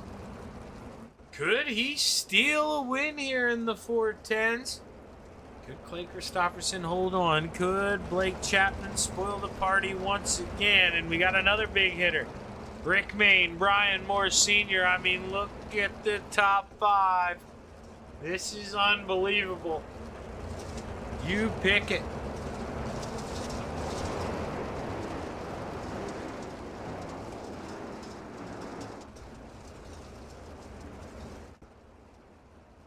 The lights are off on the Steve King Foundation pace truck, and we're going to go back green this time. 16 laps to go for your leader in the 051. Can he hold on here? Is the thought of the salesman running the bottom creeping into his mind as he try to hit it perfect? He drops the hammer. We're back underway. Good restart for Blake Chapman, able to drive right on under the 161, and then we're 3 wide for P3 for just a moment as Rick Main looking to complete the pass. Terry Landis says, hey man, I'm still here. He drives that thing through the center, right on the outside. Battle rages. But man, Blake Chapman going where he's never gone before here at the Houston Speedway. On that top shelf, he can do it up there too. The Alien taking the lead here at the halfway point. 13 to go.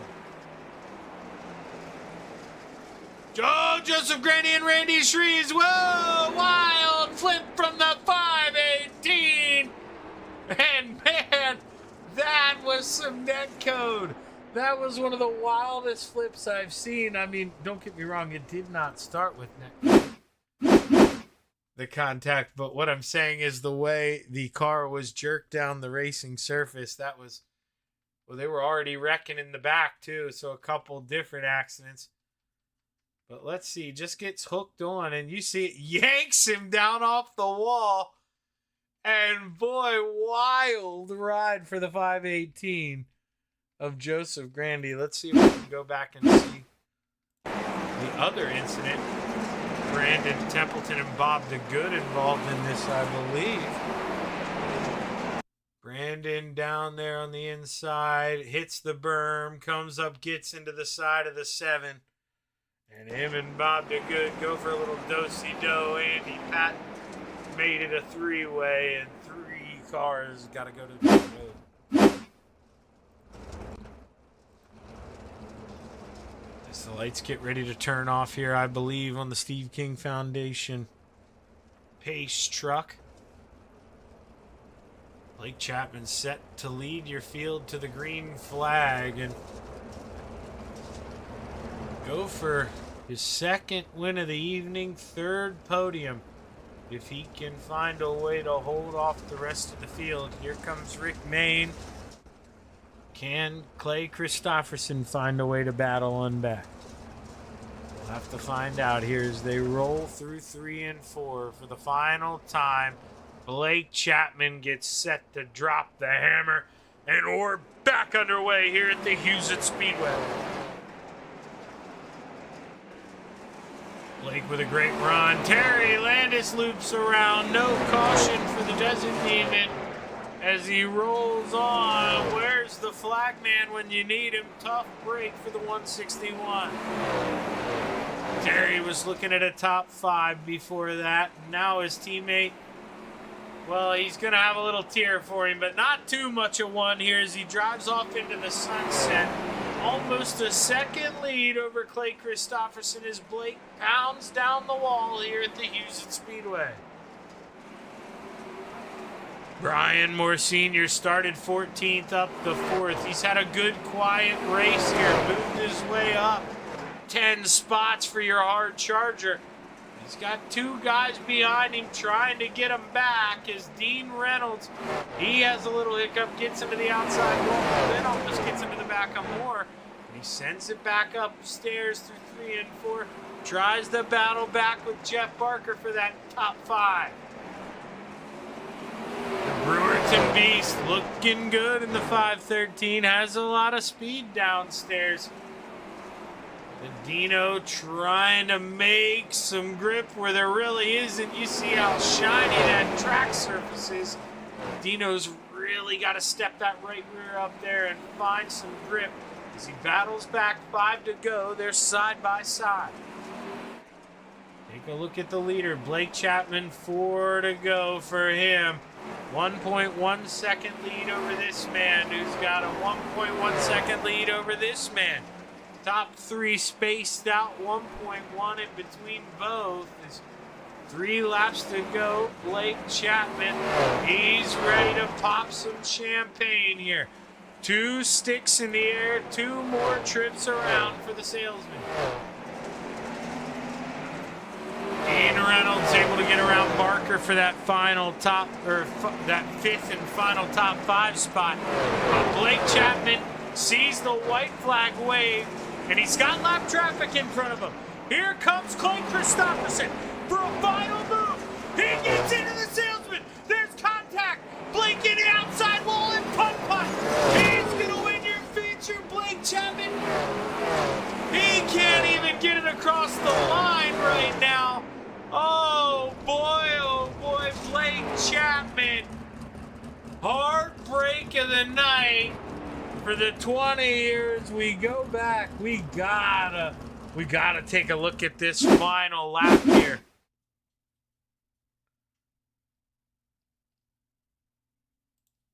So you see, this is what Clay sees here. Actually, this is terrible. Let me switch this up here. We'll go to the aerial so you can see Blake. He's got to deal with lap traffic. Clay comes with a big run. He sends it in. He clips that apron, and man, he just kind of moves the salesman out of the way. I know that's not the way he probably wanted to do it, but and you got to take it how you can get it. And Clay Christopherson gonna bring home your 410 feature. Oh boy, not without making an enemy possibly here. Give these guys a minute or two to catch their breath, and we'll see if we can't get a word with the 79 here of Dean Reynolds.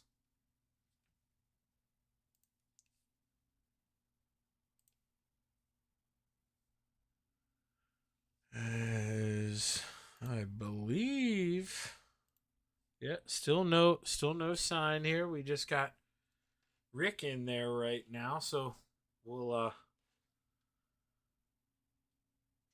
see what happens. I see Brian Moore Sr. in there. Oh, okay, so SDK gave it to Dino. It was not Dino, I don't think. No, why did SDK give it to Dino?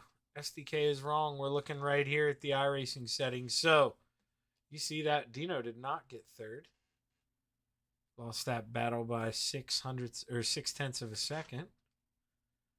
There, so that makes more sense as to why Brian Moore Sr. is in here. We're going to have to maybe dive into him. Close battle there for P3 at the end, Brian. Talk us through it. I missed it. I'm going to have to go take a look at it here as you talk us through it. Well, don't look too close because I think I got into Terry a little bit there. And, man, I gotta apologize for that, Terry. I sure didn't want to get by him that way. And I wanted, after I got into him, I don't know if he spun his tires or if he got a little sideways or what, but I wanted to lift and give it back to him, but man, there were cars all over me, and I thought, well, I just got to go then. And I'm glad that I don't know what happened to him after that, but I hope it didn't ruin his night or his race. But no, yeah. I mean, that's just kind of one of those things that happen, Brian. Short track racing, and I mean, after going 25 laps, green flag in the 360s. you guys had to be worn out a little bit, man. How you feeling? Oh, fine. Yeah, that was fun though. Man, I started trying that what I call the Blake line now. Trying that bottom, and I think that's what got me up to I think about fifth. And then I think I got by fourth place running the bottom, and then I just, like I said, on that one restart, I don't think I was going to get by Terry there. He was running the bottom pretty good. He's a good bottom feeder too, so that was fun though. Well, hey, man, with the nickname Mr. Wednesday Night, you had to make sure you got in here at least one time, and you're able to do that, Brian. Hell of a run tonight, man. Good P3. Who you want to thank? Thank you, Shaggy, for your broadcast and putting this stuff on, and Coast to Coast. I want to give them a shout out, and who is a sponsor tonight? Flatline Racing Bodies. Flatline Racing Bodies. I got to give Devo and Gary a shout out, and my brother Rick, got to give him a shout out, and Rona. But yeah, this is fun, man. Still having a blast. Yeah, man. Thanks, Shaggy. Yeah, I'll tell you what, it's a lot of fun calling these races. You guys put on a great show. Congratulations, Brian, and I look forward to talking to you again, my man. All right, thanks. Mr. Wednesday Night bringing home P3, and now we bring up the man who finished P2. And, well, Rick, you know, you go into that last lap, you're running third, you get a little present there at the end, but hey, man, I'm sure you'll take it. How you feeling? Yeah, I was actually just asking Clay. I was like, man, what the heck happened? I honestly wish I wouldn't have tried 48 different lines to see if something was maybe faster and would have just followed him around the top. I would have been there, you know, maybe to capitalize and get a win. But yeah, man, crazy. I don't know what happened. Sorry, Blake, if that was on me or if he was just broke or what. I don't know, but I got to test the front stretch fence. Yeah, I think that thing was pretty well destroyed after that hard contact. I don't think he meant anything by it. But, hey, man, you know, sometimes you just put yourself in a good position and you're able to take it, just like you said. But, you know, looking back on it I mean, clearly, you know, nobody wants to run in line and just milk the cow, you know, stay there in P3. And going back and looking at it, I mean, you said it, maybe that's the move, but hindsight's 20/20, right? Yeah, it's funny. I was just telling one of my guys earlier today when we were running that's actually my worst quality as a racer is I don't like when it's one groove and playing follow the leader. I always try other lines, and it costs me time on the track where, you know, maybe if you stay patient for a few more laps, something like that happens, or your car comes to you a little better and, you know, you can actually get a run and slide or something like that. But yeah, I got to work on that patience thing. I just hate following the leader, and I'm always trying different lines. So. Well, hey, you know, at the end of the day, man, bringing home 2 podiums tonight, and can't be upset about that. It's a good run for the 187. Congratulations, Rick. Who you want to thank, man? Yep, just my guys over at Inferno. You know, we're doing a lot of good things over there, running really hard. We actually just, you know, inked the contract this week. We're teamed up with, you know, Elite Performance Industries. So I got to thank them as well. Hinkle Homes, A&J Customs, Highline Cinematography, and D&T Designs. Well, hey, hell of a run, Rick. Congratulations, man, and I look forward to a lot more of these interviews, brother. Yeah, man, thank you. 187er Rick Main brings home P2, and, well, now we bring up the man who brought home the checkered flag, but, well, let's talk about it, Clay. We can talk about it. Big move through 3 and 4, man. What's going through your mind? Yeah, I wasn't ready for that speed difference. I didn't realize he had to slow it down that much for that lap car when they made contact, and I was coming from the top, and when he made that contact, I was already determined that I was going to shoot down to the bottom. I was already pointing in that direction, and he went down too, but left a car, so I tried wedging it in there, and the line got a little more narrow, and I gassed up to try jackknifing it and correct it, but rolled up the mound a little bit and planted my right front on his left front, so wasn't planned that way, but I tried. No, and I mean, you know, what kind of racer you are, if you see a gap, you don't shoot for it. I mean, contact's going to happen, and you've been on the other side of it. Definitely not intentional. I can tell when somebody does it intentional. You know, you're just trying to make a move, make something happen. And well, Clay, you did. You took the lead through 3 and 4 on the final lap. Congratulations, man. Big win. Who you want to thank? All the guys at FTM, you guys for putting this on, and Swan Speed Shop for 358 and big block sets. Well, hey, great run tonight, Clay. 2 podiums. Congratulations, man. Look forward to possibly talking to you tomorrow night for a little Thursday Night Thunder action. Sounds good. Thank you. And that's your feature winner there in the 051. You know, definitely you could see, I mean, it's on him. And, I mean, I think he owned that, you know, not the way he probably wanted to do it, but he sent it in there. He tried to fill the gap. It closed up. There's contact up front. And Clay Christopherson brings home the checkered flag for your Flatline Racing Bodies 410s here for your final race of the Hometown Heroes. If you're still here, thanks for sticking around with me for this long. And on behalf of all the admins here at Coast to Coast and your league owner, Roger Craig, we thank you for tuning in. I'm Zach Chapman with Shaggy TV saying have a good evening. Good night.